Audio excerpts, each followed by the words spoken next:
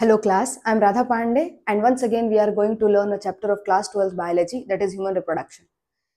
आज की क्लास में हम लोग मेल रिप्रोडक्टिव सिस्टम को ही थोड़ा आगे बढ़ाएंगे। हमने इसकी ऑलरेडी एक क्लास करी हुई है और हमने इसमें कुछ कुछ बातें सीख ली। आज मैं कुछ बातें आपको और बताऊंगी। मैंने आपको पिछली क्लास में पाथवे ऑफ स्पर्म समझा दिया था, टेस्टिस के भीतर में किस तरह से चीजें बटी हुई हैं, एसेसरी डक्ट, ग्लैंड कहाँ पर है, कौन सा पोजीशन, उसका सब कुछ समझा दिया था मैंने। ठीक है, आज मैं आपको स्क्रॉटम के बारे में बात करने वाली हूँ। स्क्रॉटम का मतलब मैं समझाती हूँ, मैं आपको बताना चाहती हूँ कि टेस्टिस एक्चुअली कहाँ होता है।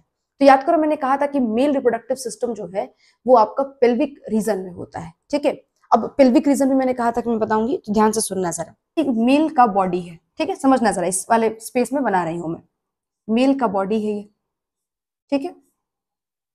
अब देखना, आपके जो डायफ्रागम सब लोग जानते हैं ना, डायफ्रागम के नीचे वाला जो हिस्सा होता है उसको एब्डोमेन कहते हैं, एब्डोमिनल रीजन कहते हैं। ठीक है, उस एब्डोमिनल रीजन में सबसे नीचे वाले हिस्से में यहां पर अगर आ जाओगे तो यहाँ पे बोन होता है, पेल्विक बोन होता है।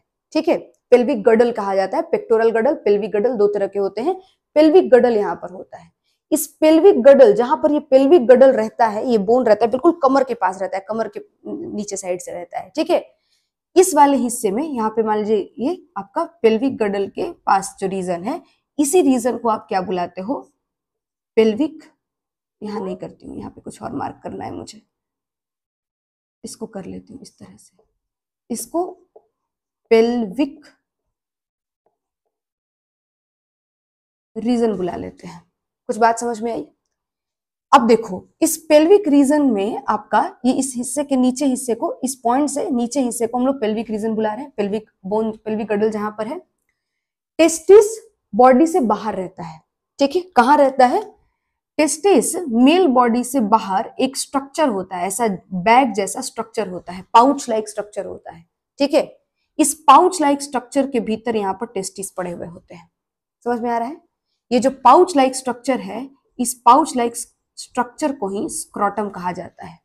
समझ में आ रहा है? और ये क्यों मेल बॉडी के बाहर है, मतलब क्यों ये एक्चुअली इसको एक्स्ट्रा एब्डोमेन भी कहते हैं। ठीक है, तो ये बिल्कुल अंदर वाले पार्ट को एब्डोमेन रीजन कह रहे हो, बाहर वाले को एक्स्ट्रा एब्डोमेन कह रहे हो। ठीक है, तो ये जो हिस्सा है आपका, ये इस हिस्से को आप एक्स्ट्रा एब्डोमेन रीजन को आप जब देखोगे तो उसमें आपको स्क्रॉटम मिलेगा और स्क्रॉटम के भीतर टेस्टिस मिलेगा। क्यों यहाँ पर है टेस्टिस, इसका भी रीजन है, हम लोग जानेंगे आगे। लेकिन फिलहाल अभी आप समझो पहले, ये स्क्रॉटम बॉडी के बाहर रहता है, पाउच लाइक स्ट्रक्चर होता है और इस पाउच लाइक स्ट्रक्चर में ही दो टेस्टिस पड़े हुए होते हैं। ठीक है, तो मैंने इसी स्ट्रक्चर को, ध्यान से देखो, इसी स्ट्रक्चर को मैंने बड़ा सा कर दिया है इस तरह से। ठीक है, 2 मिनट के लिए इसको इमेजिन मत करो, मत देखो यहाँ पर। ठीक है, इसी स्ट्रक्चर को मैंने ये बड़ा सा बना रखा है। तो ये बॉडी लाइनिंग है।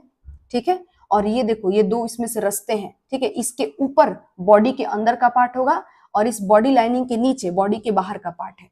और बाहर से अंदर को जोड़ने का, ये अंदर वाला पोर्शन है बॉडी के और ये बॉडी के बाहर वाला पोर्शन है। ठीक है, और इस दोनों को जोड़ने का काम ये कैनाल करता है। इस कैनाल को इंग्विनल कैनाल बुलाते हैं। क्लियर है क्या? चलो अब देखो जरा, उधर तो बॉडी के अंदर वाला पोर्शन है, उसको तो भी नहीं देखना है अपने को। इधर आ जाते हैं, स्क्रॉटम में आ जाते हैं। स्क्रॉटम एक पाउच स्ट्रक्चर है। ठीक है, झोले जैसा बैग लाइक स्ट्रक्चर है, सैक लाइक स्ट्रक्चर है। इसका जो स्किन होता है, जो यहाँ पे देखो, ये जो ब्लैक कलर की लाइनिंग है वो इसकी स्किन है। ठीक है, और ये स्किन बहुत ही डार्क पिगमेंटेड होती है, मतलब इसका जो रंग होता है बहुत गाढ़ा होता है। ठीक है, तो डार्क पिगमेंटेशन स्किन होता है, पाउच लाइक स्ट्रक्चर होता है और इस पाउच लाइक स्ट्रक्चर के भीतर ऐसे टेस्टिस रखे होते हैं। दो इसमें डिवीजन है, दो पार्टीशन है, एक ये और एक ये। इधर एक टेस्टिस होगा और इधर भी एक टेस्टिस होगा, मैंने एक ही बना के दिखाया है। ठीक है, अब ये जो टेस्टिस है, इसमें देखो, इसको रखने के साथ साथ यहाँ पे कुछ चीजें और पड़ी हुई हैं। जैसे यहाँ पे मसल्स की लाइनिंग है, देख सकते हो, ये रेड कलर का मसल मैंने बनाया है, इसको डार्टस मसल कहते हैं। ठीक है, ये एक स्मूथ मसल है। क्या है ये? एक तरह का स्मूथ मसल है। जबकि इसके ऊपर जो है ग्रीन कलर की लाइनिंग है, ये क्रीमेस्टर मसल है और ये एक स्केलेटल मसल है। स्केलेटल मसल का काम होता है टेस्टिस को उसके पोजीशन पर फिक्स रखना। ठीक है, स्केलेटल का काम ही होता है ढांचा देना। जितने भी बॉडी में स्केलेटल मसल्स हैं पूरे के पूरे, वो सबका काम होता है ढांचा देना। अगर तुम जानते हो स्केलेटल मसल, टू गुड, नहीं जानते हो तो कोई प्रॉब्लम नहीं है, लोकोमोशन चैप्टर में पढ़ेंगे हम लोग, मसल वाले चैप्टर में देखेंगे। फिलहाल यहाँ पर समझो कि ये जो मसल है, क्रीमेस्टर मसल, इसका काम है जो आपका टेस्टिस है उसको फिक्स रखना। जबकि ये जो डार्टस मसल है, इसका काम क्या होता है, ये बेसिकली, जैसे मान लो कि बहुत ज्यादा ठंडी हो रही है, ठीक है, बाहर में बहुत ज्यादा ठंड है। अब इस बात को बताने से पहले मुझे एक और बात बताना है तुमको, समझना। टेस्टिस बाहर क्यों रहता है? एक्चुअली बॉडी के इंटरनल टेम्परेचर जो होते हैं वो फिक्स होते हैं 37 डिग्री सेल्सियस, ठीक है। और स्पर्म को बनने के लिए लगभग 35 डिग्री सेल्सियस टेम्परेचर चाहिए होता है। मतलब बॉडी टेम्परेचर से 2 से 2.5 डिग्री सेल्सियस कम टेम्परेचर चाहिए होता है। समझ में आ रहा है? अब अगर ये टेस्टिस बॉडी के भीतर रह जाता तो वहां पर स्पर्म का प्रोडक्शन ही नहीं हो पाता, क्योंकि वो टेम्परेचर बहुत हाई था। उस हाई टेम्परेचर पे स्पर्म डिस्ट्रॉय हो जाता। तो इसकी वजह से स्पर्म के प्रोडक्शन प्रॉपरली हो सके, इस वजह से यहाँ पर एक स्क्रॉटम जैसा सेक्शन बनाया गया, और उसके भीतर जो आपका टेस्टिस होता है, टेस्टिस एक्चुअली डेवलप होता है बॉडी के भीतर ही, बताऊंगी इस बारे में, ठीक है। और फिर वो डेवलप होने के बाद, बनने के बाद टेस्टिस, वो टेस्टिस चला आता है इस इंगोनल कैनाल से स्क्रॉटम में, और आकर के यहाँ बैठ जाता है। यहाँ बैठने के चलते बॉडी से बाहर निकल गया, तो यहाँ का टेम्परेचर वहां से कुछ कम रहता है, ठीक है। दूर हो गया ना, बॉडी से बाहर निकल गया तो कुछ कम टेम्परेचर होता है, और करीबन करीबन 2 से 2.5 डिग्री सेल्सियस कम होता है। अब कभी मान लो बाहर में ठंडी बहुत ज्यादा है, ठीक है, तो बाहर में ठंडी बहुत ज्यादा होगी तो क्या करेगा, ये समझ कर देखना कि ये जो स्क्रॉटम है ये बाहर के एटमोस्फियर से कांटेक्ट में भी है, ठीक है। तो अभी क्या हो सकता है कि ठंडी जो है, जो यहाँ का टेम्परेचर है जो ठंडा है, वो स्क्रॉटम को भी प्रभावित करेगा, है ना, अफेक्ट करेगा उसको। तो हो सकता है यहाँ का टेम्परेचर पर भी उसका इफेक्ट पड़े, और यहाँ का टेम्परेचर गिर भी सकता है। मतलब जहां पे 35 डिग्री सेल्सियस होना चाहिए वहां पर 34 और 33 डिग्री सेल्सियस भी हो सकता है, टेम्परेचर कुछ कम हो गया। तो अभी स्पर्म प्रोडक्शन को हाई टेम्परेचर से भी प्रॉब्लम है और कम टेम्परेचर से भी दिक्कत है। उसको जितने पर बनना है उतना टेम्परेचर उसको चाहिए, हर हाल में उतना मेंटेन कराना पड़ेगा। तो उस केस में ये डार्टस मसल जो होता है, जो स्मूथ मसल होता है, ये कॉन्ट्रैक्ट कर जाता है। इसके सिकुड़ने की वजह से ये जो पूरा का पूरा स्क्रॉटम है ये ऊपर की तरफ पुश हो जाता है। टेस्टिस के साथ साथ ये सब ऊपर की तरफ पुश हो जाते हैं, मतलब आपके एब्डोमिनल कैविटी के कांटेक्ट में आ जाते हैं, ज्यादा क्लोज हो जाते हैं उसके। और क्लोज होने के चलते यहाँ का टेम्परेचर, वहां के टेम्परेचर की वजह से फिर से यहाँ का टेम्परेचर जो होता है वो बढ़ जाता है। वहां का टेम्परेचर कभी भी घटता बढ़ता नहीं है, बॉडी के भीतर का टेम्परेचर कांस्टेंट होता है। तो उस टेम्परेचर के कांटेक्ट में आने पर इस हिस्से का भी टेम्परेचर वापिस से बढ़ जाता है, और टेम्परेचर जो इसको चाहिए 35 डिग्री सेल्सियस वो मेंटेन करा लेता है। समझ आई बात? तो ये मसल्स का काम यही है, स्क्रॉटम का बेसिकली जो टेम्परेचर है वो रेगुलेशन का काम करते हैं लोग, ठीक है। चलो, इसके अलावा अगर मान लो कि बहुत ज्यादा गर्मी है तो इस हिस्से में, स्क्रॉटम वाले हिस्से में बहुत ज्यादा ग्लैंड्स होती हैं, स्वेट ग्लैंड होती हैं, ठीक है, सिबेसस ग्लैंड होती हैं। तो एक तो सिबेसस ग्लैंड और स्वेट ग्लैंड के चलते मॉइस्चर भी मेंटेन रहता है वहां का, ठीक है। दूसरा कि अगर बहुत ज्यादा गर्मी होगा, बहुत ज्यादा अंदर का टेम्परेचर बढ़ने का अगर चांसेस है, बाहर का टेम्परेचर ज्यादा है तो अंदर का टेम्परेचर भी बढ़ सकता है, तो उस केस में वो स्वेटिंग कर लेंगी, ठीक है, और स्वेटिंग करके वहां का टेम्परेचर डाउन कर देंगी। समझ में आ रहा है? तो इस तरीके से ये बेसिकली टेम्परेचर रेगुलेट करती है कुल मिला जुला करके। समझ आई आपको मेरी बात? चलो अब देखना है सर, तो ये हो गया आपका, ये मैंने समझा दिया डार्टस और इक्रेमेस्टर। अब देखो ये टेस्टिस है, टेस्टिस की जो कवर होती है उसको ट्यूनिका एल्बुजिनिया कहते हैं, याद रखना इस बात को, ठीक है। ये टेस्टिस के ऊपर एपिडिडाइमिस लगा हुआ है, और एपिडिडाइमिस जो है वो जाकर के कंटिन्यू कर रहा है वॉस डिफरेंस के साथ, ठीक है। अब देखना, ये एक मोटी सी पाइप है और इसके अंदर में छोटी छोटी पतली पतली बहुत सारी पाइप्स डाल दो, ठीक है। तो ये जो मोटी वाली पाइप है इसको मैं स्पर्मेटिक कोड कहती हूँ, और जो ये पतली पतली पाइप्स हैं इनको मैं, इस पतली पतली पाइप में कोई वेन होगा, कोई आर्टरी होगा, कोई वॉस डिफरेंस होगा। देखो यहाँ पर भी वही चीज किया गया है, ठीक है।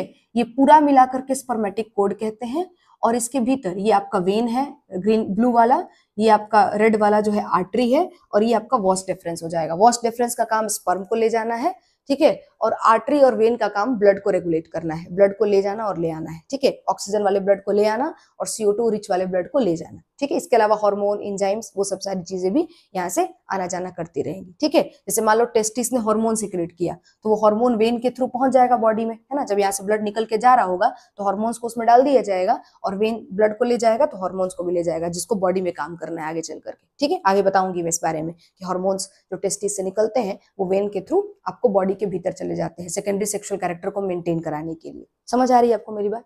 चलो देखेंगे, आगे भी दिखाऊंगी मैं आपको। तो बेसिकली आपको यहाँ पे नजर आ रहा होगा, ये ब्लड वेसल्स हो गई, ये वॉस डिफरेंस है, ये एपिडिडाइमिस है, टेस्टिस है, और ये आपके मसल्स हो गए। अभी देखना, इसके बाद कुछ बातें, जो एक आधा बातें लिखी हुई वो मैं समझा देती हूँ। मैंने आपको कहा था कि ये पाउच होता है पिगमेंटेड स्किन का, 2 पार्ट में बटा हुआ है, हर एक पार्ट में एक टेस्टिस है, ठीक है। यही सब कुछ लिखा हुआ है, आप यहाँ पर एक बार पढ़ लेना इसको, ठीक है। इस स्क्रॉटम को जो कौन जोड़े रखता है बॉडी से, तो स्पर्मेटिक कोट जोड़े रखता है, जो कि किससे पास करता है, इंग्विनल कैनाल से पास करता है। और ये जो आपका टेस्टिस है ये बॉडी के भीतर बनता है, अभी जस्ट बोला मैंने, कब बनता है, बिल्कुल अर्ली फीटल लाइफ में, मतलब जब बच्चा माँ के गर्भ के भीतर रहता है तभी ये बन जाता है, और बिल्कुल शुरुआत में ही बन जाता है। ठीक है, शुरुआत में बन करके, और लगभग एक बच्चे को बनने में 9 महीना लगता है, तो लगभग जब 7 से 8 महीना कंप्लीट होता है, 7 से 8 महीना जब एंड हो रहा होता है, तो ये टेस्टिस किडनी के जस्ट नीचे बनता है। ठीक है, एब्डोमेन रीजन में बनता है और किडनी के जस्ट नीचे बनता है। और बनने के बाद 7 से 8 मंथ जब कंप्लीट हो जाती हैं, तो उस वक्त ये टेस्टिस खिसक करके और नीचे स्क्रॉटम में चला आता है। ठीक है, अब ध्यान से सुनना, अगर क्या कहा मैंने कि by the end of 7th to 8th month of pregnancy, ठीक है, 7th और 8th मंथ के एंड से टेस्टिस डेवलप होकर के बन करके, जो कि एब्डोमेन रीजन में तैयार होता है, वो आपको यहां से डिसेंड होकर के चला आता है स्क्रॉटम में। अगर ये ना आए, ठीक है, और बच्चे का डिलीवरी हो जाए, बच्चा का जन्म हो जाए, तो उस केस में उस कंडीशन को अनडिसेंडेड टेस्टिकल्स कहते हैं, मतलब जो आपका टेस्टिस है वो खिसक के नीचे नहीं आया। ठीक है, तो इसको अनडिसेंडेड टेस्टिकल्स या क्रिप्टोक्रिडिज्म कहते हैं। ठीक है, मैंने यहाँ लिखा भी है, देखो, क्रिप्टोक्रिडिज्म कहते हैं इसको। ठीक है, अगर समझना, अगर ये जो टेस्टिस हैं ये अगर नहीं आ पाती हैं, तो स्टार्टिंग में 6 महीने तक डॉक्टर्स वेट करते हैं। ठीक है, अगर विदिन 6 मंथ्स बच्चे के डिलीवरी के बाद अगर टेस्टिकल्स जो है, मतलब जो टेस्टिस और जो एपिडाइमिस वाला जो पोर्शन है, अगर वो नीचे आ जाता है तब तो टू गुड। ठीक है, वरना फिर सर्जरी को जाना पड़ता है। क्या प्रॉब्लम होगा क्रिप्टोक्रिडिज्म में, दिक्कत क्या होगा, तो क्रिप्टोक्रिडिज्म में दिक्कत ये होगा कि जो ये आपका टेस्टिस है अगर ये बॉडी के भीतर रह गया तो उसको वो टेम्परेचर नहीं मिलेगा, इतना हाई टेम्परेचर वहां पर होगा कि स्पर्म का प्रोडक्शन नहीं हो सकेगा। तो उस केस में जो मेल है, अगर उसका टेस्टिस नीचे नहीं खिसका, डिसेंड नहीं हुआ, तो उस केस में वो स्टेराइल हो सकता है या फिर इनफर्टाइल हो सकता है। क्लियर है क्या, मतलब वो आगे चल करके फादर नहीं बन सकेगा। तो यही सारी बातें मैंने यहाँ पर भी लिख रखी है। ठीक है, सारी चीजें लिखी हुई है, तुम पढ़ लेना एक बार। ठीक है, और नोट कर लेना कॉपी में अपने। तो ये सारी चीजें हो गई। क्लियर है, आओ चलते हैं नेक्स्ट डायग्राम पे। डायग्राम को देखें जरा, ये जो डायग्राम है इसमें जरा समझें। इस डायग्राम को समझाने से पहले मैं आपको मेल बॉडी के अंदर स्पर्म का पाथवे बताना चाहती हूँ। तो जरा सुनना, पाथवे ऑफ स्पर्म क्या हो जाएगा, ये मैं फिर से लिख दूंगी, पहले यहाँ पर देख लो। आओ, मैंने एक डायग्राम पीछे बनवाया था आपको, ठीक है, उसी डायग्राम का जो इजी फॉर्म है वो मैं अब आपको बनाने जा रही हूँ। ठीक है, कल एक डायग्राम बनवाया था पिछली क्लास में, जिसमें मैंने टेस्टिस का भीतर का पोर्शन दिखाया था। आज मैं उसी डायग्राम को बहुत ही इजी फॉर्म में बनाऊंगी, देखना जरा कैसे वो, और उसका सिर्फ पर्पस एक ही है, पाथवे जो है स्पर्म का उसको याद करने का तरीका हो जाएगा वो। सही है, तो चलो देखते हैं। ये देखना, ये हो गया बॉडी लाइनिंग, ठीक है, ये हो गया स्क्रॉटम, ठीक है, ये हो जाएगा स्क्रॉटम, ये हो जाएगा इंग्विनल कैनाल, ठीक है, और ये है टेस्टिस। ठीक है, समझ रहे हो बात को। चलो देखना, ये स्क्रॉटम है और ये है टेस्टिस, इस बात को सबका नाम भी लिखते चलते हैं। ठीक है, इसको बोलेंगे स्क्रॉटम और ये है टेस्टिस। ठीक है, इसके भीतर ये रहा टेस्टिकुलर लोब्यूल, इसको भी मार्क कर लो, ये है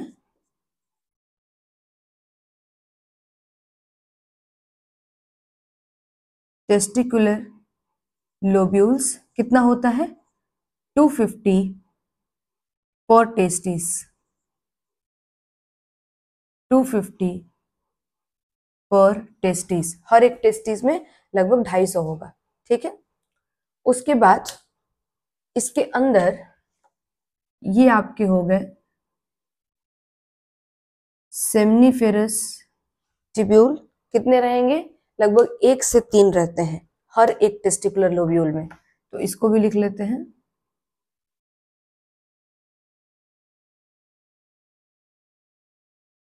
सेमिनी फेरस ट्यूब्यूल्स, ठीक है, कितने होते हैं 1 2 3 पर टेस्टिकुलर लोब्यूल्स, ठीक है, ये एस है, एस है और ये आर है, टेस्टिकुलर लोब्यूल्स। कोई डाउट है? चलो अब देखना, स्पर्म बनता है सेमनीफेरस ट्यूब्यूल में, बता दिया था।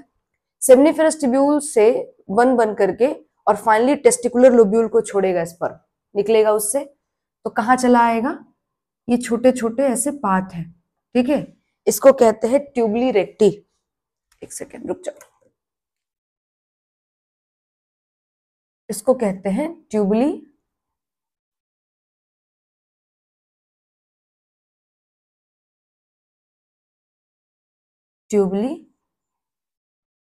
रेक्टी, है ना। फिर ये ट्यूबली रेक्टी जाकर के मिलते हैं, ये सारे ट्यूबली रेक्टी जहां पे खुलते हैं सबके सब, उसको बोलते हैं रेटे टेस्टिस। तो ये जो चीज है वो है रेटे टेस्टिस। सही बात है क्या?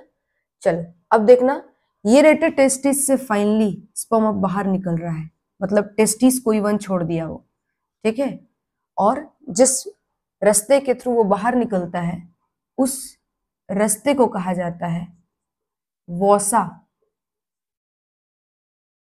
इफ्रेंशिया, वोसा इफ्रेंशिया। फिर वहां उसको छोड़ करके और वो पहुंच जाता है एक खास तरह के वापिस से हिस्से में, और उस पोर्शन को कहते हैं इपीडीडाइमिस, इपीडीडाइमिस। एपिडाइमिस से होते हुए वो पहुंच जाता है आपके वॉस डिफरेंस में, इसको बोलते हैं वॉस डिफरेंस, ठीक है। और फाइनली अब देखो, वॉस डिफरेंस से निकल गया और अब स्क्रॉटम से बाहर निकल रहा है, ठीक है, वॉस डिफरेंस से चल दिया तो स्क्रॉटम से बाहर निकल जाएगा। अब ये पहुंच गया यूरिनरी ब्लैडर के पास, ठीक है। एक्चुअली यूरिनरी ब्लैडर के पास एक स्ट्रक्चर होता है यूरेटर, उस यूरेटर के थ्रू ये हैंग होता है, कल ही बताया था कि उसके ऊपर ये हैंग हो जाता है, और हैंग हो करके जब ये नीचे उतरता है तो इसी वॉस डिफरेंस में अपना सिक्रीशंस डाल देती है। कौन? सेमिनल वेसिकल्स, जो कि एक मेल एसेसरी ग्लैंड है, सही है। और जहां पर जिसका सिक्रीशन, सेमिनल वेसिकल्स जहां पर अपना सिक्रीशन और वॉस डिफरेंस अपना सिक्रीशन दोनों जहां मिलाते हैं, उस पॉइंट पर, उस ट्यूब से अब उस जगह को बुलाते हैं इजाकुलेटरी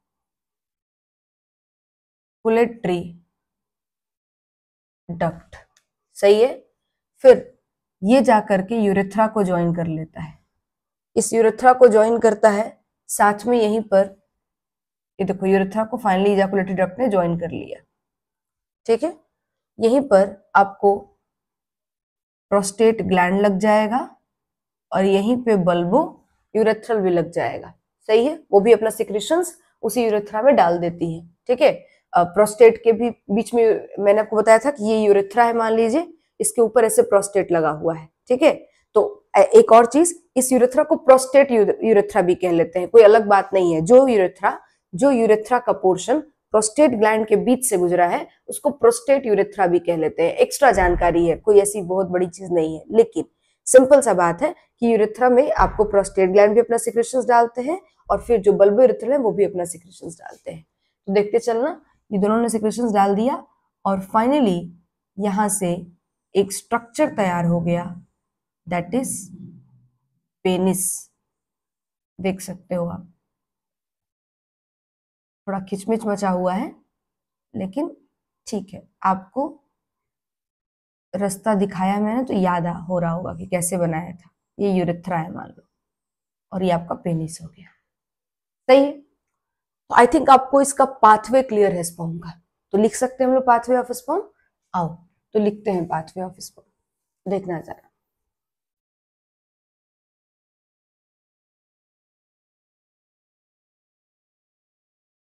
पाथवे ऑफ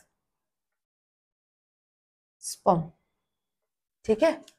चलो बताओ, सबसे पहले सेमनिफेरस ट्यूब्यूल से निकला है ना, टेस्टिकुलर लोब्यूल से निकला। मैं टेस्टिकुलर लोब्यूल से बात शुरू करती हूँ, तुम चाहो तो सेमनिफेरस ट्यूब्यूल से भी कर लेना।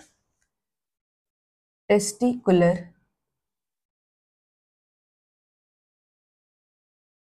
लोब्यूल, ठीक है। टेस्टिकुलर लोब्यूल को छोड़ा तो कहां पहुंच गया, ट्यूबली रेक्टी। ट्यूबली रेक्टी को छोड़ा तो कहां पहुंच गया, रेटे टेस्टिस। रेटे टेस्टिस को फाइनली रिलीज किया तो वहां से कहां पहुंच गया, वॉसा इफ्रेंशिया। वॉसा इफ्रेंशिया, वॉसा इफ्रेंशिया को छोड़ा तो कहां पहुंचा, इपीडीडाइमिस। इपीडीडाइमिस, इपीडीडाइमिस को छोड़ा तो कहां पहुंचा, was difference. Was difference, was difference को छोड़ा तो कहां पहुंचा, वॉस डिफरेंस और सेमिनल वेसिकल्स दोनों अपना सिक्रेशन जहां मिलाती हैं उस पॉइंट से इजाकुलेटरी डक्ट कहते हैं। तो इजाकुलेटरी डक्ट, ठीक है। और इजाकुलेटरी डक्ट से जब फाइनली रिलीज किया स्पर्म तो कहां मिला दिया गया, यूरेथ्रा में। समझ रहे हो क्या, यूरेथ्रा में, ठीक है। तो ये आपका जो है स्पर्म का पाथवे हो गया। कोई डाउट है? कभी कभी किसी किसी जगह पे वॉस डिफरेंस के बाद इजाकुलेटरी डक्ट लिखने की जगह तीनों ग्लैंड का नाम मेंशन रहता है। वॉस डिफरेंस के बाद seminal vesicles, prostate and then फिर बल्बोयूरेथ्रल एंड देन फिर यूरेथ्रा रहता है। एक्चुअली उन तीनों ग्लैंड के अंदर नहीं जाता, वो तो अपना सिक्रेशंस डालती हैं। इजाकुलेटरी डक्ट में डालता है सेमिनल वेसिकल्स, और प्रोस्टेट और बल्बोयूरेथ्रल तो यूरेथ्रा में डाल देते हैं। लेकिन कभी कभी कहीं कहीं पे देखा है मैंने, क्वेश्चन के अंदर कहीं कहीं मेंशन रहता है, ठीक है। तो फिर वही आंसर कर लेना है, पैनिक नहीं करना है, ठीक है। Seminal vesicles, then prostate and then bulbourethral, ठीक है, एंड देन यूरेथ्रा। तो अपने को ऐसे आंसर करना है। लेकिन बाकी ऐसे ये आपका पाथवे हो गया, जो कि आपको यहाँ पे नजर भी आ रहा है। सही है, प्रीवियस ईयर क्वेश्चन है, अच्छे से समझ लेना है इसको, ठीक है। चल, ये हो गया पाथवे ऑफ स्पर्म। अब जरा देखो इस फोटो को, ठीक है। ये आपके एनसीईआरटी में भी फोटो दिया हुआ है, समझना जरा इस फोटो को। इस डायग्राम को समझना है। आप पहले एक चीज जानो, आपकी बॉडी में जो फ्रंट पोर्शन होता है उसको वेंट्रल कहते हैं, जो इसके जस्ट ऑपोजिट है, पीछे है, उसको डॉर्सल कहते हैं, जो ऊपर में है उसको एंटीरियर कहते हैं, और जो नीचे में उसको पोस्टीरियर कहते हैं। तो देखना जरा, मैंने यहाँ पर ऑलरेडी पहले नाम लिख रखा था। देखो, नीचे वाले को पोस्टीरियर लिखा है, ये आगे वाला जो हिस्सा है इसको वेंट्रल लिख देती हूँ, ठीक है। पीछे वाले को डॉर्सल लिख दिया, और ये एंटीरियर है, एंटीरियर है, ठीक है। अब देखना जरा, आपका जो वेंट्रल पोर्शन है उसमें देखो जरा, हम लोग बात शुरू कर रहे हैं, स्क्रॉटम से बात शुरू करेंगे। ये पेनिस है और पेनिस के पीछे होता है स्क्रॉटम, सही है। वेंट्रल साइड में सबसे आगे में पेनिस, देन उसके पीछे स्क्रॉटम, और स्क्रॉटम के अंदर देखो टेस्टिस है, ठीक है। अब टेस्टिस से फाइनली, ठीक है, स्क्रॉटम से इवन, टेस्टिस से क्या, स्क्रॉटम से इवन फाइनली जो स्ट्रक्चर निकलता है उसको वॉस डिफरेंस कहते हैं। अभी जस्ट यहाँ भी दिखाया, पीछे भी कई बार देखा है। ये देखो वॉस डिफरेंस यहाँ से निकल के जा रहा है, ठीक है। और क्या लेके जा रहा होगा, स्पर्म लेके जा रहा होगा। वॉस डिफरेंस यहाँ से निकल के जा रहा है, यूरिनरी ब्लैडर के ऊपर से होते हुए आपके यूरेटर पे अटकते हुए, ये यूरिनरी ब्लैडर है, ये यूरेटर है, और इस पर से इसको ऐसे अटका करके उतारा है हमने, ठीक है। और देखना जरा, उतारने के बाद ये देखो यहां पर जब ये पहुंचा तो पहली चीज आपको मैंने बताया था कि सेमिनल वेसिकल्स जो होती हैं वो यूरिनरी ब्लैडर के अंदर नहीं होती हैं, उसके सामने होती हैं। तो देखो जरा यहाँ पर वेंट्रल साइड में, मतलब आगे से फ्रंट में, सबसे पहले यूरिनरी ब्लैडर मौजूद होगा। यूरिनरी ब्लैडर के पीछे देखना, यूरिनरी ब्लैडर के पीछे सेमिनल वेसिकल्स लगा है, मतलब ये रहा यूरिनरी ब्लैडर, और इसके इधर सामने में, पीछे साइड से सामने में आपको लगा हुआ है सेमिनल वेसिकल्स, ठीक है। तो सेमिनल वेसिकल्स है। और देखो जरा ऊपर से जो आपका पास कर रहा है वॉस डिफरेंस में अपना सिक्रीशन सेमिनल वेसिकल्स डाल रही हैं। तो ये जो आपका ट्यूब है ये इजैकुलेटरी डक्ट है, ये जो रास्ता है, ये जो डक्ट है, इस डक्ट को इजैकुलेटरी डक्ट कह लेंगे, जहां पे वॉस डिफरेंस अपना भी सिक्रीशन लेके आ रहा है और सेमिनल वेसिकल्स अपना भी सिक्रीशन डाल रही हैं। ये जो इजैकुलेटरी डक्ट है ये खुल रहा है यूरेथ्रा में, सही है, प्रोस्टेट के, ये प्रोस्टेट है ब्लैक वाला और इसके भीतर बीच में यूरेथ्रा होगा, ये यूरेथ्रा है, इसके ऊपर ऐसे प्रोस्टेट लगा है, ऊपर से यहाँ पर आपको इजैकुलेटरी डक्ट मिल रहा है और इस तरफ से आपका जो यूरिनरी ब्लैडर है वो भी आकर के इसमें खुल रहा है, सही है। तो देख सकते हो इस यूरेथ्रा इसके अंदर है इसलिए दिख नहीं रहा है, प्रोस्टेट ऊपर से लगा हुआ है और इसमें सेमिनल वेसिकल्स और वॉस डिफरेंस एक साथ मिल गई, इजैकुलेटरी डक्ट बना लिया और वो भी खुल रहा है और यूरिनरी ब्लैडर भी इसके अंदर ओपन हो रहा है, सही है। अब ये यूरेथ्रा जो है ये फाइनली प्रोस्टेट से बाहर आया, प्रोस्टेट भी अपना सिक्रेशन डाल दिया यूरेथ्रा में, फिर ये बल्बो यूरेथ्रल भी अपना सिक्रेशन डाल दिया, इसको काउपर ग्लैंड भी कहते हैं, बताया था। और फिर फाइनली ये यूरेथ्रा जो है आकर के पेनिस के अंदर पहुंच गया, उसके टिप तक, जहां से आपको जो भी आपको एक्सक्रीट आउट करना है वो निकल सकता है। और तुम देख सकते हो एक कॉमन पाथवे है जहां से यूरिनरी ब्लैडर भी ज्वाइन करता है, मतलब यूरिनरी ब्लैडर भी अपना जो भी कलेक्शन है उसको भी रिलीज आउट कर सकता है और वॉस डिफरेंस या सेमिनल वेसिकल्स या जो भी एसेसरी ग्लैंड है वो भी अपने सिक्रेशंस को निकाल सकती हैं। तो मतलब ये आपका, इसलिए मैंने बताया था कि इसको यूरिनोजेनिटल सिस्टम कहते हैं, सीमन और यूरिन दोनों के लिए कॉमन पाथवे होता है, सही है क्या। तो ये आपका मेल रिप्रोडक्टिव सिस्टम को मैंने दिखाया था, ये मेल पेल्विक रीजन है, उसके अंदर रिप्रोडक्टिव सिस्टम को दिखाया जा रहा है, ठीक है। और देखो इसके पीछे में बैक में यहाँ पर देख सकते हो आप, ये जो स्ट्रक्चर बना है ये रेक्टम है, ठीक है, और ये रेक्टम जो है और ये पोजीशन जो है एनस है, ठीक है, ये लार्ज इंटेस्टाइन का पार्ट होता है रेक्टम और ये आपका एनस है, सॉलिड वेस्ट को रिलीज आउट करने के लिए बॉडी में एक मेटस होता है, एक छेद होता है, होल होता है, तो ये एनस हो गया, ठीक है।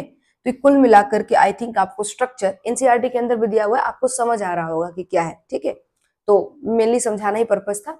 चलो अब बात करते हैं एक अगले स्ट्रक्चर की। आओ, ये सारा कुछ हमने कर लिया है और इसको तुम एक बार अपने हाथ से बना के देख लेना, ठीक है। ये एक सबसे कॉमन फिगर था, सबसे इजी डायग्राम था, इसको अपने हाथ से प्रैक्टिस करके देखना और सोच सोच करके बनाना, ठीक है। कॉपी करने की जरूरत नहीं है, सोचना कैसे कैसे स्पर्म मूव किया है और उसके बेसिस पे इसको बनाना, ये तुमसे बन जाएगा। तो तुमको पाथवे ऑफ स्पर्म को याद करने में ज्यादा प्रॉब्लम नहीं होगी। चलो अब देखना जरा, अब हम लोगों ने स्क्रॉटम भी पढ़ लिया, ठीक है, और मैंने आपको टेस्टिस के बारे में भी आप सब कुछ लगभग जान गए हो कि प्राइमरी सेक्स ऑर्गन है उसका, सबसे पहले क्लास में ही जो बताया था उसमें आपको उसका मैंने साइज बता दिया था, क्या साइज रहता है, लेंथ विड्थ थिकनेस और शेप बता दिया था, ठीक है। वो सब कुछ हम लोग जान चुके हैं, टेस्टिस कहाँ डेवलप होता है, कहाँ प्रेजेंट होता है, सब जान चुके हैं। अब मेरी बात सुनो, टेस्टिस के भीतर टेस्टिकुलर लोब्यूल होते हैं, ये टेस्टिस है आपका और इसके भीतर ये टेस्टिकुलर लोब्यूल है, ठीक है। मैं इस टेस्टिकुलर लोब्यूल को कट कर रही हूँ, ठीक है, और इसके भीतर ये रहा सेमनीफेरस ट्यूब्यूल, कोइल्ड होता है ये, मैं तो सीधा बना ले रही हूँ ताकि आसानी से मैं दिखा सकूं, और मैं इसको कट कर रही हूँ, टेस्टिकुलर लोब्यूल भी कट किया है, सेमनीफेरस ट्यूब्यूल भी कट किया है, ठीक है। अब इसी का यहाँ पर मैं एक लार्ज डायग्राम बना रही हूँ, देखना जरा कैसा है। तो बेसिकली मुझे अभी जो बताना है वो सेमिनिफेरस ट्यूब्यूल ही है टॉपिक, ठीक है, सेमिनिफेरस ट्यूब्यूल। चलो ध्यान से समझना है जरा क्या है इस डायग्राम के अंदर। इसको जब कट किया और जब टॉप से देखूंगी, मैं इसको यहां से देख रही हूँ, टॉप से देख रही हूं मैं, ठीक है, तो मुझे टेस्टिकुलर लोब्यूल कुछ ऐसा नजर आ रहा है, ऐसा कुछ नजर आ रहा है मुझे टेस्टिकुलर लोब्यूल, ठीक है। और इस टेस्टिकुलर लोब्यूल के भीतर, इसके भीतर मुझे ये सेमिनिफेरस ट्यूब्यूल नजर आ रहा है, ये मुझे सेमिनिफेरस ट्यूब्यूल दिख रहा है, सही है क्या, ठीक है। ये एक मिनट रुको, उसको थोड़ा करेक्ट कर लेते हैं डायग्राम को, डिजाइन के चक्कर में इसका लॉजिक नहीं बिगाड़ते हम लोग।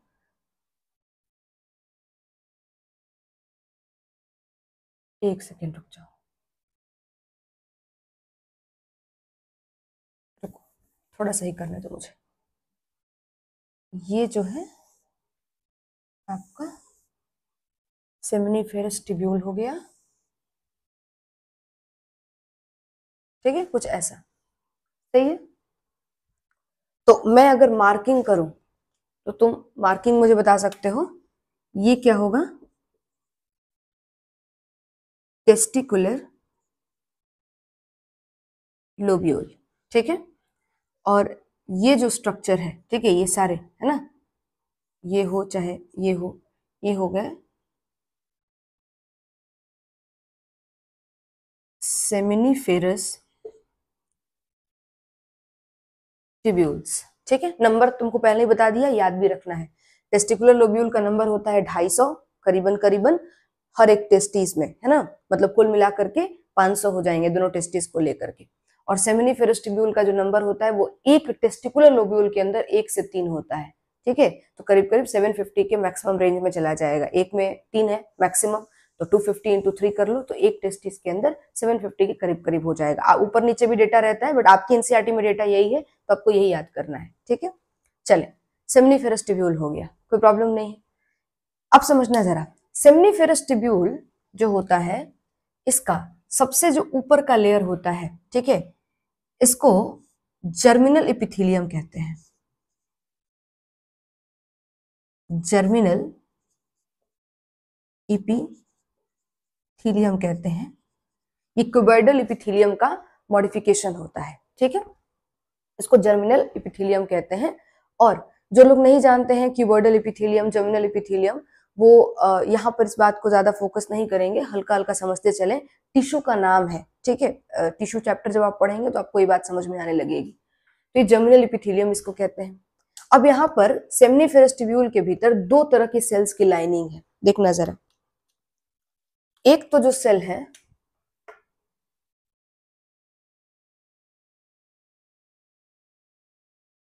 एक जो सेल है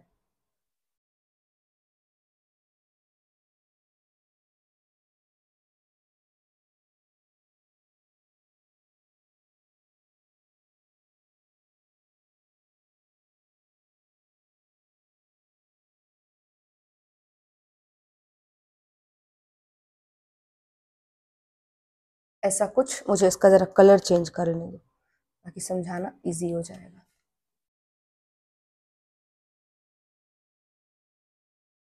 ठीक है, ऐसा कुछ है ना। देखो, दो तरह की सेल्स की लाइनिंग है, पूरे इसमें ही होगा, मैं सारा नहीं बनाऊंगी, थोड़ा सा बनाऊंगी बस, ठीक है। अब देखना जरा,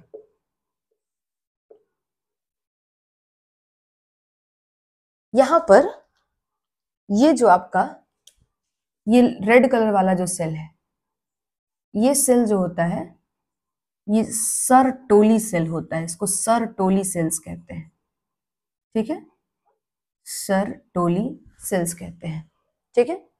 और ये सर्टोली सेल्स का और भी नाम है, जैसे कि इसको नर्स सेल भी कहा जाता है, या फिर सस्टेंटाकुलर सेल्स भी कहते हैं, सस्टेंटाकुलर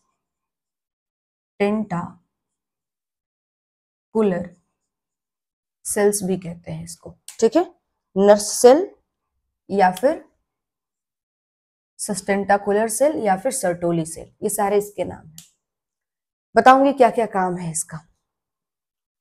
जो ये ब्लैक कलर वाला सेल है, इसको मेल जर्म सेल कहते हैं, इसको भी लिख देती हूं, कहां लिख दूं, यहां लिख देती हूं, इसको मेल जर्म सेल कहते हैं, या फिर स्पर्मेटोगोनिया भी कहते हैं, ठीक है, ये प्लूरल टर्म है, गोनिया सिंगल है तो गोनियम लिखना चाहिए, स्पर्मेटोगोनियम कह लेते हैं, ऐसे ज्यादा बेटर है, ठीक है, तो स्पर्मेटोगोनियम भी कह लेते हैं, क्लियर है। अब देखना जरा, जो आपका समझते चलो पहले सेल्स को, सेमिनिफेरस ट्यूब्यूल में दो तरह की सेल हो गई, दो लेयर होती हैं सेल्स की, ठीक है, एक लेयर जो होती है, एक जो तरह की सेल होती है वो सर्टोली सेल होती है, और दूसरी जो सेल होती है वो मेल जर्म सेल होती है, ठीक है।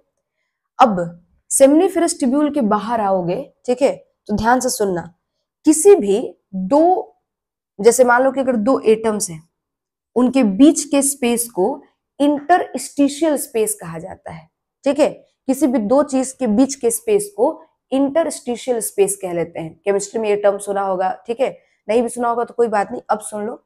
ठीक है, दो एटम के बीच के स्पेस को इंटरस्टिशियल स्पेस कह लेते हैं, दो आयंस के बीच के स्पेस को इंटरस्टिशियल स्पेस कह लेते हैं। इंटरस्टिशियल स्पेस का मतलब दो चीजों के बीच का स्पेस, ऐसे याद रखो। अब सेमिनिफेरस ट्यूब्यूल दोनों हैं और इनके बीच में स्पेस है, और इस स्पेस के अंदर यहां पे कुछ सेल्स पड़े हुए हैं इस तरह से, ये कुछ सेल्स पड़े हुए हैं, देख रहे हो?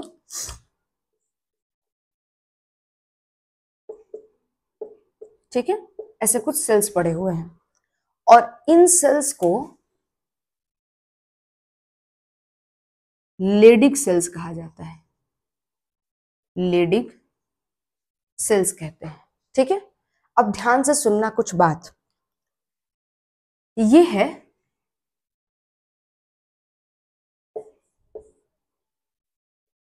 ब्रेन। ठीक है, ब्रेन से आपको एक हार्मोन आता है निकल करके, ठीक है, और वो हार्मोन आकर के एक्ट करता है आपके लेडिक सेल्स पर। ठीक है, कौन सा हार्मोन होता है वो? एलएच होता है, एलएच हार्मोन। ठीक है, इसका फुल फॉर्म होता है ल्यूटिनाइजिंग हार्मोन, इसको शॉर्ट में एलएच बुलाते हैं। ठीक है, ल्यूटिनाइजिंग हार्मोन। ये एलएच हार्मोन जो है आकर के काम करता है लेडिक सेल्स पे। लेडिक सेल्स को जैसे ही ये इसके ऊपर वर्क करेगा, जैसे ही इसके ऊपर आकर के काम करेगा, लेडिक सेल्स एक्टिवेट हो जाएगा, और बदले में यहाँ पे कुछ हार्मोन सिक्रेट करता है ये। सही है, ये जो हार्मोन सिक्रेट करता है लेडिक सेल्स, देखना, ये मेल सेक्स हार्मोन है और इसका नाम है टेस्टोस्टेरॉन। ठीक है, मेल एंड्रोजन है, टेस्टोस्टेरॉन कहते हैं इसको। सही है, ये जो टेस्टोस्टेरॉन है आपका, ठीक है, ये टेस्टोस्टेरॉन दो जगह मूव करेगा। ध्यान से सुनना जरा, इस सेमिनिफेरस ट्यूब्यूल के बीच में सिर्फ लेडिक सेल्स नहीं होता, यहीं पर ब्लड वेसल्स भी होती हैं कुछ। जैसे मान लो इसको मैं हटा देती हूँ यहाँ पर, ठीक है, यहाँ पे ब्लड वेसल्स भी होती हैं। सही है, तो ये जो टेस्टोस्टेरॉन है ये आपका इसके भीतर चला जाएगा, है ना, ब्लड वेसल्स के भीतर चला जाएगा। और क्या पर्पस है इसके भीतर जाने का, समझना जरा। पीछे जो फोटो दिखाया था उसमें तुमने देखा था कि जो ब्लड वेसल्स होती हैं वो स्पर्मेटिक कोड के थ्रू बॉडी में एंटर कर जाती हैं, जो आपके, या फिर यूं कहें तो बॉडी से ब्लड वेसल्स आती हैं, आर्टरी आते हैं, वेन्स आते हैं स्पर्मेटिक कोड के थ्रू, और आकर के और आपके टेस्टिस से कनेक्ट हो जाते हैं। ठीक है, तो ये वही ब्लड वेसल्स हैं जो बेसिकली अभी बॉडी से आई हुई हैं, और ये फिर टेस्टिस को छोड़ेंगी भी, छोड़ करके वापस बॉडी में भी चली जाएंगी। सही है, तो ये जो हार्मोन्स हैं, ध्यान से सुनना, ये जो हार्मोन है टेस्टोस्टेरोन, ये ब्लड में आके ब्लड वेसल्स के अंदर जाकर के पहुंच गया और ब्लड में मिक्स हो गया। अब ये ब्लड में मिक्स होने के बाद अब ये ऊपर ट्रेवल करके जाएगा और बॉडी में इंटर कर जाएगा। ठीक है, और बॉडी में जगह जगह पर जाकर के सेकेंडरी सेक्सुअल कैरेक्टर को मेंटेन करेगा। क्या बोला मैंने, बात समझ में आई? जो टेस्टोस्टेरोन हार्मोन है ये आपके रिलीज होता है लेडिक सेल से, और किसके एक्शन से? एलएच के एक्शन से। और ये एलएच के एक्शन से जब लेडिक सेल्स टेस्टोस्टेरोन को रिलीज करता है, ये टेस्टोस्टेरोन ब्लड वेसल्स के अंदर पहुंच जाती हैं, ब्लड के साथ मिक्स हो जाती हैं, और ये जाकर के बॉडी के डिफरेंट पार्ट्स पे काम करती है। कहाँ कहाँ काम करती हैं बता रखा है। पहला काम करेंगी, मान लो बहुत सारा जगह है, जैसे काम करेंगी, मेल के बियर्ड एंड मुस्टेजेस आते हैं, दाढ़ी मूछ आती हैं, तो टेस्टोस्टेरोन के पीछे, उसके पीछे रिस्पॉन्सिबल होता है। मेल के बॉडी पर ज्यादा हेयर होते हैं, चेस्ट हेयर होता है, ठीक है, बॉडी हेयर भी बहुत ज्यादा होता है, उसमें भी टेस्टोस्टेरोन का रोल होता है। मेल का जो स्किन होता है वो कोर्स स्किन होता है, रफ स्किन होता है, स्मूथ उसका स्मूथनेस नहीं होता, तो उसके पीछे भी टेस्टोस्टेरोन रिस्पॉन्सिबल है। मेल मोर मस्कुलर होते हैं, सेम एज की अगर एक लड़की हो और एक लड़का हो तो लड़के के पास मांस जो होगा, मसल्स जो होंगी वो ज्यादा होंगी, तो उसके लिए भी टेस्टोस्टेरोन रिस्पॉन्सिबल है। मेल जो होते हैं उनका पेनिस के साइज को मेंटेन करता है, ठीक है, शेप और साइज उसका मेंटेन करेगा, और जितने भी सेकेंडरी सेक्सुअल कैरेक्टर हैं, ठीक है, उनके वॉइस पर काम करेगा, ठीक है, उनके लो पिच वॉइस उसको बनाएगा, उनके शोल्डर पे काम करेगा, ब्रॉडनिंग करेगा शोल्डर का, ठीक है। तो जितने भी आपके ऑर्गन्स हैं, जहां जितने भी सेकेंडरी सेक्सुअल कैरेक्टर हैं और जितने भी आपके रिप्रोडक्शन से जुड़े हुए ऑर्गन्स हैं, उनके उनकी रिपेयरिंग करेगा, रिपेयरिंग भी नहीं कह सकते हैं, ग्रोथ कराएगा उनका, ठीक है, उनको मेंटेन कराएगा, ग्रोथ कराएगा, ये सारा कुछ कराता है ये, ठीक है। तो मैं यहाँ पर लिख लूं कि ये जो हार्मोन है यहाँ जो पहुंच गया है टेस्टोस्टेरोन,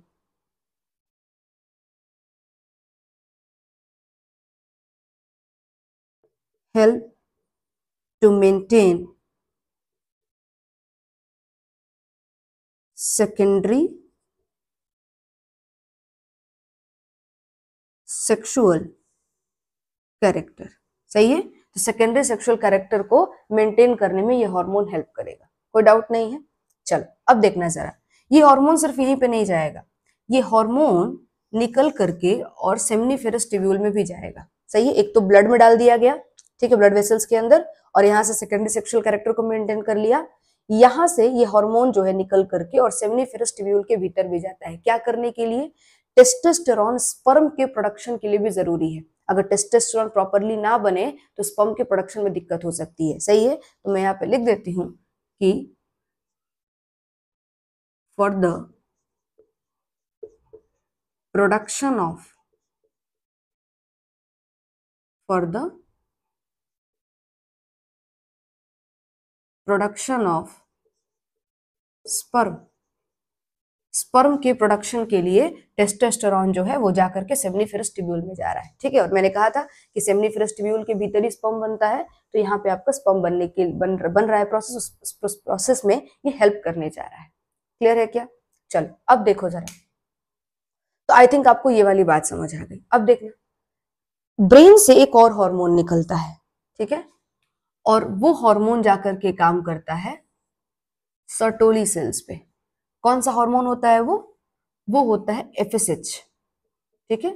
इसका फुल फॉर्म होता है फॉलिकुलर स्टिमुलेटिंग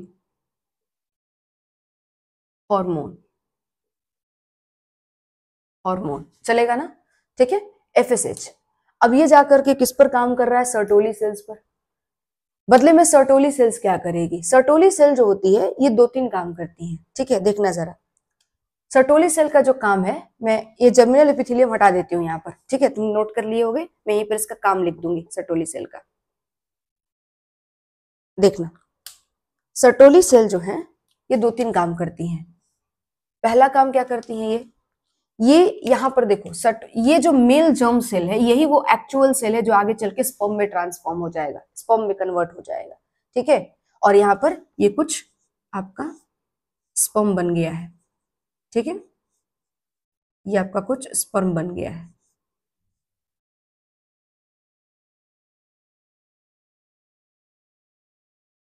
बताऊंगी कि स्पर्म क्यों उसका हेड सेल के अंदर फंसा हुआ है, इस पर भी डिस्कशन करेंगे हम लोग, आने दो आगे का टॉपिक। लेकिन फिलहाल ये स्पर्म है, ठीक है, और इसको स्पर्मेटोजोआ भी लिख सकते हैं, खैर वो सब आगे का बात है, सब आगे डिस्कस करेंगे। स्पर्म बना हुआ है, यही सेल ही ट्रांसफॉर्म हो जाता है स्पर्म में, ठीक है। तो ये जो मेल जर्म सेल है ये सेल डिवीजन कर करके और स्पर्म तक पहुंचता है, स्पर्म बनाता है, ठीक है।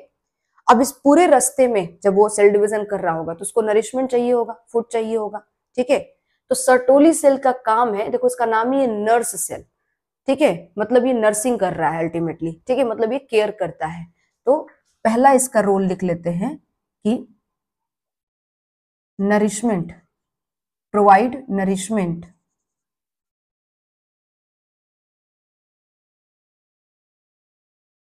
नरिशमेंट टू द स्पर्म, ठीक है। जो स्पर्म है उसको नरिशमेंट प्रोवाइड करता है। जब तक वो सेमिनिफेरस ट्यूब्यूल को छोड़ नहीं देता स्पर्म, तब तक उसको नरिशमेंट देने का काम किसका है? सर्टोली सेल का है, पहला काम। दूसरा काम देखना, सिक्रीट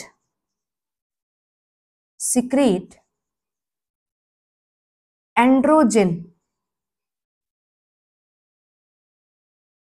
बाइंडिंग प्रोटीन, जिसको शॉर्ट में एबीपी भी कह लेते हैं, ठीक है।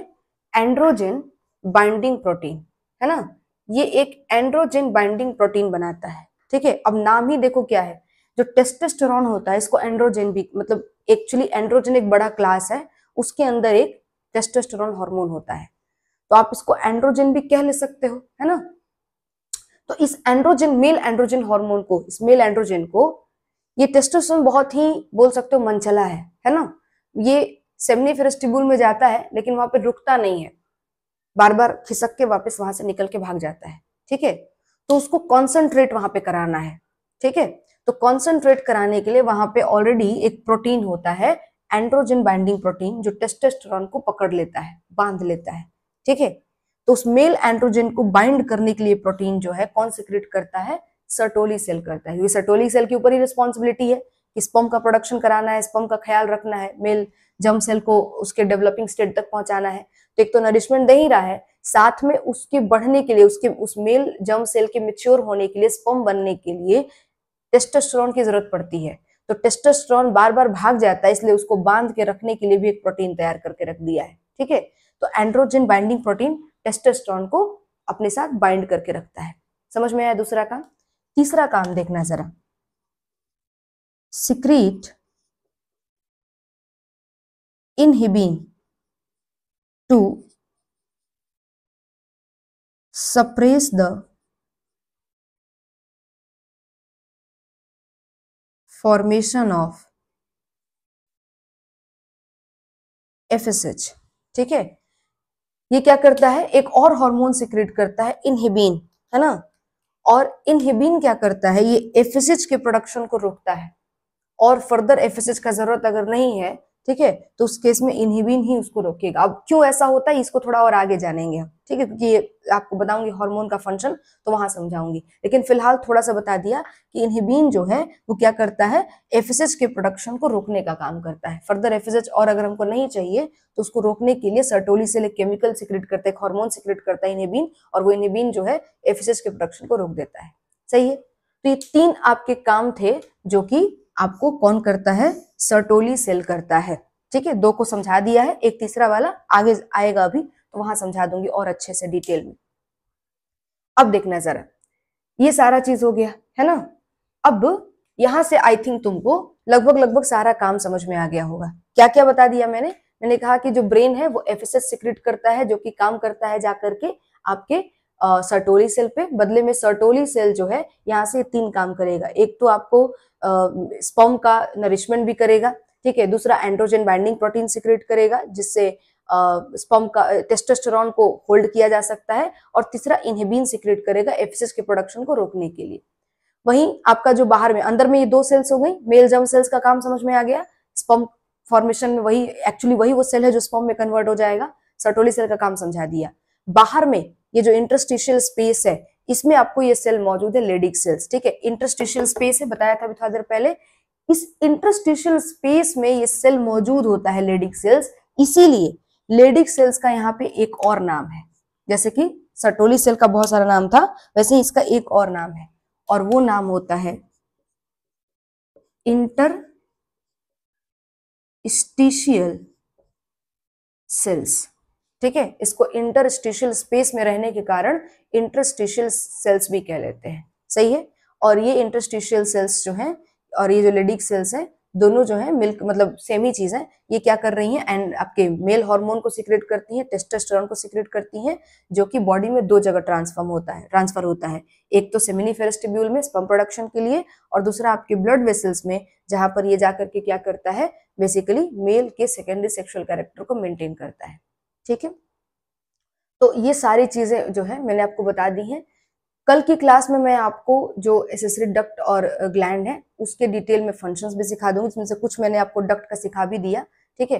और जो बच्चे कुछ है उनको सिखा दूंगी, और ग्लैंड के बारे में बात कर लेंगे हम लोग, ठीक है, कि ग्लैंड का जो सिक्रेशन होता है वो क्या होता है और क्या काम करता है वो। तब तक आपको ये सारा कुछ रिवाइज करना है और एनसीईआरटी को डेफिनेटली रीड करना है। कल की क्लास में। Thank you.